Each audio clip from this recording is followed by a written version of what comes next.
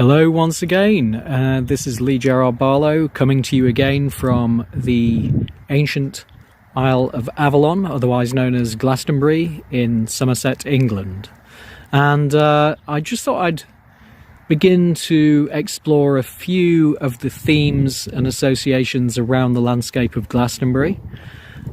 This is forming a part of the ongoing work that I do here in this particular part of the country, and associated with the various courses that I put on, but also I sometimes indulge in taking people around here, this local landscape, to basically show them a few things. So I'll be looking at a few of those features today, and letting those of you out there, especially those of you from other countries elsewhere in the world, just how much of a special and magical place this is. Any feature in the ancient landscape, such as a hill like this, especially a hill which almost seemingly seems to play the part of what is known in many cultures as a circumpunct, a point in the centre of a circle, certainly seems to be the case with Glastonbury Tor itself. Now, the Tor is the hill. The tower on the top is the tower, of course, and should not in any way be confused with the Tor itself. So for literally about 20 miles in diameter, at least, the views from those various locations within that 20-mile diameter, you very often see the Tor right from halfway from Bristol to here, for example, on the Mendip Hills. You see the Glastonbury levels, and the Glastonbury levels are, of course, much lower down plains of land which often get flooded. And this Tor rises up from amidst the Somerset levels and literally plays the part of a mystical point within the landscape, which just draws the eye toward it in a very obvious way.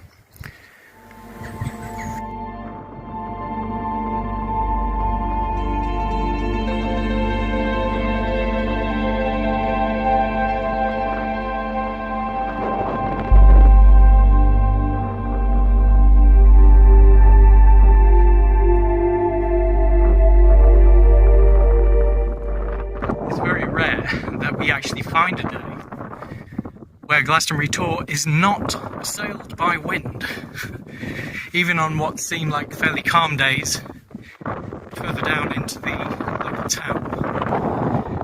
So we are effectively on the beginning of the spiral path. Now that's another story I'll tell about elsewhere, but there is essentially a labyrinthine spiral path which surrounds the Tor.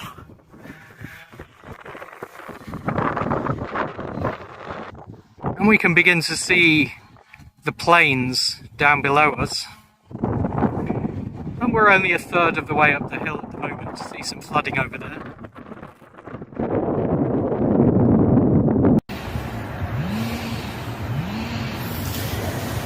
Now, on the side of Glastonbury Tor, there are a couple of hawthorn trees where many people come to give offerings, and they stand right beside a very special thing called locally the eggstone. Now you can clearly see why it's called the eggstone. It's really quite large, looks like a giant dinosaur egg, and in local legend, since time immemorial, this eggstone has basically been regarded as a place for healing work, but also has been known as a blocking stone for a portal. That's it, yes. So it's been believed that there's a portal into the underworld because Glastonbury Tor itself was known into ancient mythology as being one of the hollow hills. This particular hollow hill was governed by Gwyn ap Nudd, the ancient Celtic lord of the underworld. You can see here on the side of the tor, we're still not completely on the top. All of the Somerset levels and some of the hills going off into the distance. Now, of course, in this video, I'm only giving you a brief overview of certain features, but just to show you a building picture of the fact that this landscape, since pre-Christian times, and certainly I would say going right back to the Neolithic era, has been regarded as something of an exceptional place.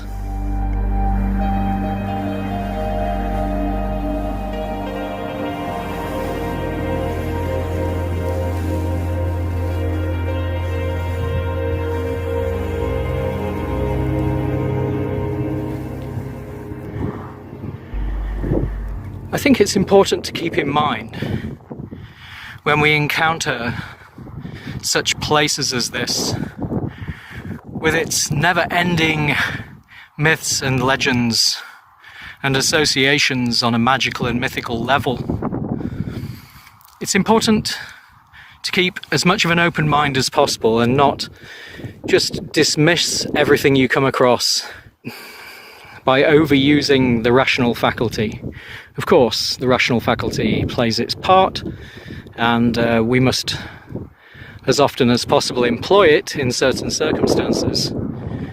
But as we understand in the tarot, we have cups, wands, swords and pentacles, and this all implies that we need to keep a firm balance between all of the faculties we possess: the mind, the body, the emotions, and our energy resources. And so through balancing these things and working on these aspects, we can approach such landscapes in the way that they truly deserve. What matters the most is that we always maintain awareness in every moment of the energies and forces which exist within us and outside of us.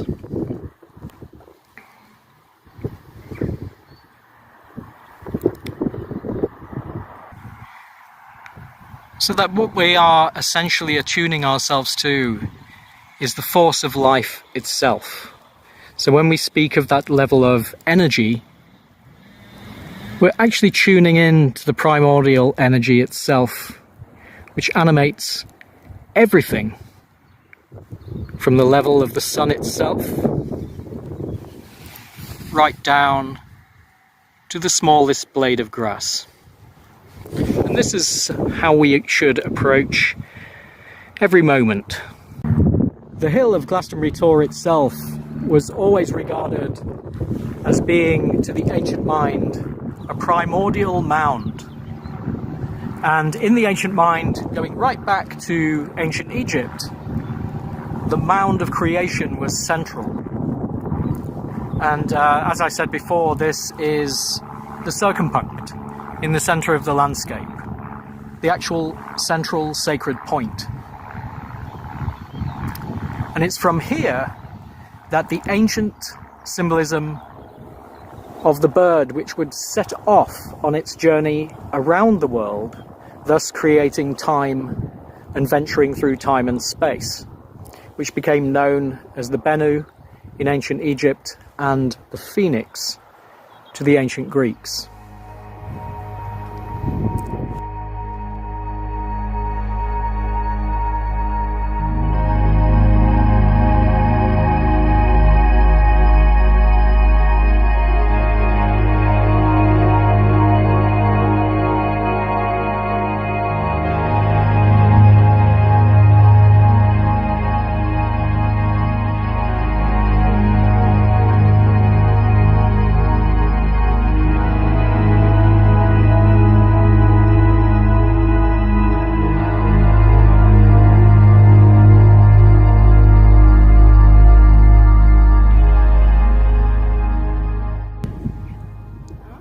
So for those of you who wish to come on the tours that I do in this local area, I will basically explain to you the true function of this mound, of this hill, the way that it has actually been working with what is, essentially speaking, the souls of many who have passed this way, and the roots of why it really became such an important pilgrimage space for the Christians and way beyond.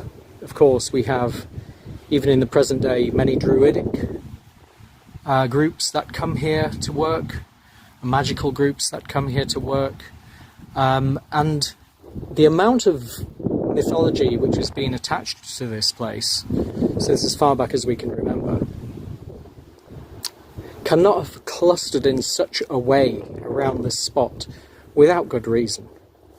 So it's this that I work with the Avalon Research Society, and it's this that I wish to explore to some extent in these videos, but certainly if you work with me in person, I can take you much, much deeper into the mysteries that surround this particular place.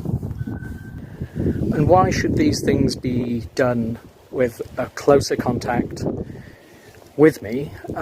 Simply because on YouTube these things cannot be given the justice they deserve.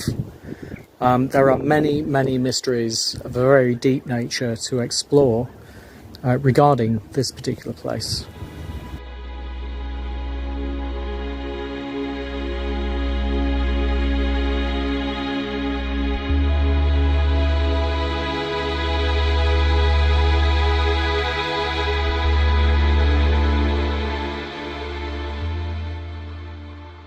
So, as you may appreciate, in this short video, we've hardly scratched the surface of really anything. But I thought it would be a good idea to just bring to your attention a few of the little details here. There are many, many more. We'll do these in subsequent videos. And I just hope that this piques your interest in this amazing and magical landscape. Thank you all for taking your time and listening to me. I'm Gerrard Barlow, and I've been presenting to you some of the surface mysteries of the Glastonbury Tor, situated within the Isle of Avalon in Somerset in England. If you've enjoyed it, please do click on the bell notification icon and subscribe. And please, any questions you may have about these things or any comments you wish to make, please put them in the comments section below the video. So thank you all for listening, and speak to you soon.